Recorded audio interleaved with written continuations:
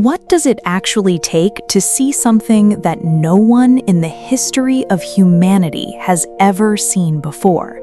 Not to improve on what exists, not to refine, to optimize, to make incrementally better what someone else already built, but to look at the universe, the same universe that billions of human beings had been looking at for thousands of years, and see something in it that was always there, but that no one had ever noticed. Something so fundamental, so completely transformative that it did not just change science, it changed the way human beings understand the nature of space, time, energy, and reality itself.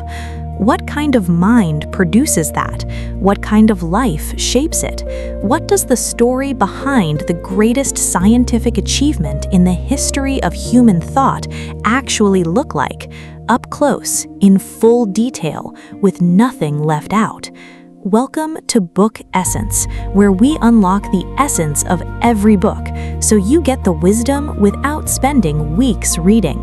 Today, we are breaking down Einstein, His Life and Universe by Walter Isaacson, the definitive biography of the most recognizable scientist who ever lived, and one of the most genuinely illuminating portraits of a creative mind ever written. Let us unlock it. To understand Albert Einstein, you have to begin where Isaacson begins, not with relativity, not with the famous equation, not with the Nobel Prize or the wild white hair or the cultural icon that Einstein eventually became. You have to begin with a child who was considered by many of the adults responsible for his education to be slow, possibly limited, certainly difficult. Einstein did not speak fluently until he was several years old. His teachers found him frustrating, not because he was unintelligent, but because he refused to engage with education on education's terms. He would not memorize what did not interest him. He would not repeat what he did not understand. He sat in the back of classrooms that bored him profoundly and thought about things the curriculum had not assigned. At the age of 12, he encountered a small book on Euclidean geometry, and something ignited. Not because someone told him to read it, not because it was on an examination, but because the idea that the human mind, through pure reasoning, without physical experiment, could arrive at truths about the structure of reality, that idea seized him completely. He called it his holy little geometry book, and the experience of working through it, proving theorems, following logical chains, arriving at conclusions that felt inevitable and beautiful simultaneously, gave him something his formal education never had: the conviction that thinking, genuine, deep, patient, imaginative thinking, was the most powerful tool available to a human being. He spent the rest of his life proving that conviction correct. In 1905, Albert Einstein was 26 years old. He was not a professor. He was not affiliated with a university. He was not part of the scientific establishment in any meaningful sense. He was a clerk, a patent examiner in Bern, Switzerland, evaluating other people's inventions during the day and thinking about physics in every available moment outside of work. And in that single year, 1905, working from a small apartment without a laboratory, without colleagues in his field, without access to the institutional resources that the scientific world assumed were necessary for serious research, Einstein published 4 papers. Each one of them would have been sufficient to establish a permanent place in the history of science. Together, they represented the most extraordinary single-year contribution to physics since Newton. The first paper explained the photoelectric effect, demonstrating that light behaves as particles as well as waves, a finding that would eventually win him the Nobel Prize. The second paper provided mathematical evidence for the existence of atoms, at a time when many physicists still debated whether atoms were real. The third paper introduced the special theory of relativity, overturning centuries of assumption about the nature of space and time. And the fourth paper, a short addendum to the third, contained one of the most famous and the most consequential equations in the history of human thought: E equals mc squared. Energy equals mass times the speed of light squared.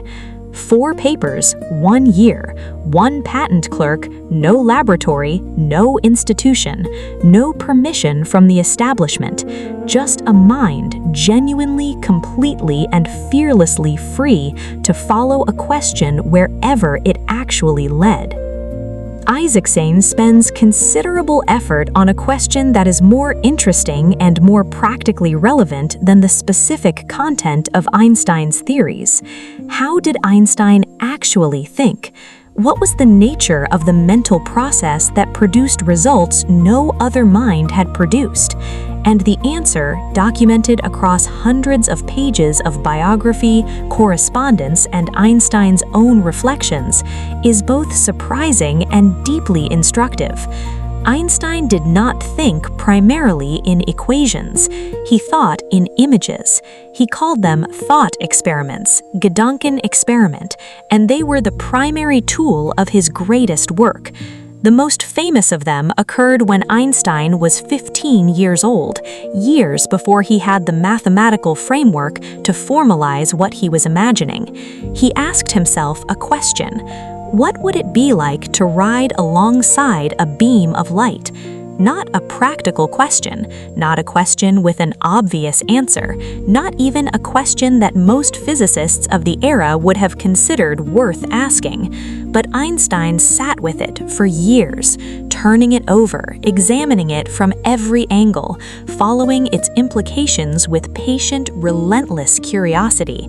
And the answer to that question, arrived at through imagination first and mathematics second, was the special theory of relativity. Isaacson argues that this is the most important lesson Einstein's creative process offers. The imagination comes first, the formalization follows. The person who can ask a genuinely original question, who can resist the pressure to think only in the terms their field has already established, and who has the patience to live inside that question for as long as it takes to understand it, has the most important quality that scientific and creative genius requires. Not intelligence alone, imagination combined with patience.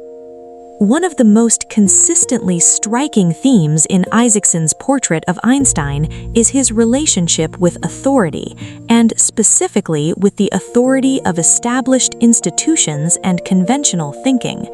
Einstein was not, by temperament or conviction, a rebel for its own sake. He was not contrarian, he was not trying to be different. He was simply constitutionally incapable of accepting a conclusion on the basis of authority alone. If something was believed because it had always been believed, because the textbook said so, because the professors agreed, because the established framework assumed it, that was not for Einstein a sufficient reason to believe it. The only sufficient reason to believe something was that the evidence and the reasoning actually supported it. This quality, which made him a deeply frustrating student and an essentially unemployable academic in his early career, was the same quality that made relativity possible. Because the theory of relativity required the willingness to discard two of the most fundamental assumptions in the history of physics: the absoluteness of space and the absoluteness of time. These were not peripheral assumptions. They were the bedrock on which centuries of physics had been built, and Einstein discarded them, not dramatically, not rebelliously, not with any desire to overturn the tradition, but simply because the evidence and the reasoning led somewhere else, and he followed the reasoning wherever it went, regardless of what it required him to abandon on the way. Isaacson does not write a hagiography, and his portrait of Einstein's personal life is as honest and as complicated as his portrait of Einstein's science. Einstein was a genius. He was also, by many accounts, a deeply imperfect husband and father. His first marriage to Mileva Maric, a fellow physics student of considerable ability, began with genuine intellectual partnership and deteriorated into distance, resentment, and eventually divorce. The question of Mileva's contribution to Einstein's early work remains genuinely contested, and Isaacson examines it carefully, neither overstating nor dismissing the evidence that suggests she was more than a passive witness to her husband's genius.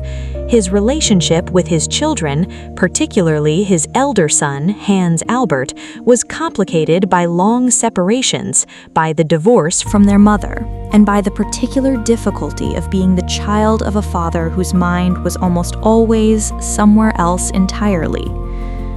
Einstein's second marriage to his cousin, Elsa, was warmer but more transactional, a partnership of companionship and care rather than intellectual fire. Isaacson presents all of this without apology and without simplification, because the truth of Einstein's life is more instructive than the myth. Genius does not confer virtue. The same qualities that produced the most extraordinary scientific mind of the 20th century, the total absorption, the relentless inwardness, the inability to be fully present anywhere except inside his own thinking, made him a person who was genuinely difficult to love and genuinely difficult to live with. Both things are true, and both things matter. The final decades of Einstein's life contain both his greatest public triumph and his deepest scientific frustration, and the two are inseparable. After the General Theory of Relativity, published in 1915, Einstein became something that science had never quite produced before: a global celebrity, a cultural icon, a symbol not just of scientific achievement, but of the power of the human mind itself. His face became the face of genius. His name became synonymous with a quality of intelligence that transcended any specific field. And yet, in the laboratory of his own mind, he was increasingly isolated. The quantum revolution, the development of quantum mechanics by a younger generation of physicists, produced a framework for understanding the subatomic world that was extraordinarily successful by every experimental measure, and Einstein rejected it. Not because he was too old to understand it. He understood it perfectly, perhaps better than most of its architects. He rejected it because it was, at its foundation, probabilistic, because it described a universe in which God, as Einstein famously put it, plays dice. And Einstein could not accept a universe without underlying order. He spent the final 30 years of his life searching for a unified field theory, a single framework that would reconcile quantum mechanics with relativity and bring the apparent randomness of the quantum world back into a cosmos of elegant deterministic law. He never found it. That search remains unfinished today, the central unsolved problem of theoretical physics. Einstein died in 1955, with equations on his bedside table, still working, still searching, still following the question wherever it led, to the very last day. Let us bring together the greatest lessons from Einstein, His Life and Universe by Walter Isaacson. 1. Imagination is more important than knowledge. Einstein said this himself, and his life proved it. The ability to ask a genuinely original question and follow it patiently is more valuable than the mastery of existing answers. 2. Think for yourself. Einstein's greatest quality was his refusal to accept conclusions on the basis of authority alone. He followed evidence and reasoning wherever they led, regardless of what he had to abandon on the way. 3. The miracle year is possible. Einstein's greatest work was produced not in a laboratory, but in a small apartment, by a person with no institutional support, no prestigious affiliation, and unlimited intellectual freedom. Circumstance is less important than commitment. 4. Thought experiments are tools. The imagination precedes the formalization. The question precedes the answer. The person who can ask what has never been asked is already most of the way to something new. 5. Genius and virtue are not the same. Einstein's personal life was as complicated and imperfect as any other human life. Greatness in one dimension does not guarantee wisdom in others. 6. The search matters as much as the finding. Einstein spent 30 years on a problem he never solved, and those 30 years of genuine, committed, fearless inquiry were not wasted. They were the fullest possible expression of what he believed a mind was for.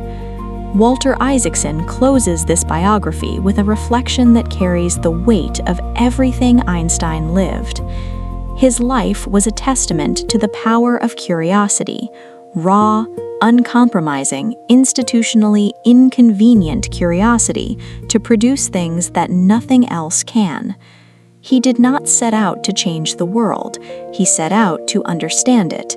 And in following that desire completely, fearlessly, and for a lifetime, he changed everything. That is the essence of Einstein, and that is what we do here at Book Essence. We take the world's most powerful books and unlock their wisdom so you can think more originally, question more honestly, and follow your own questions wherever they actually lead. If this video brought you value, please like, subscribe, and share it with someone who still believes that one mind, genuinely free, can change everything. Every week on Book Essence, a new book, a new lesson, a new chance to grow.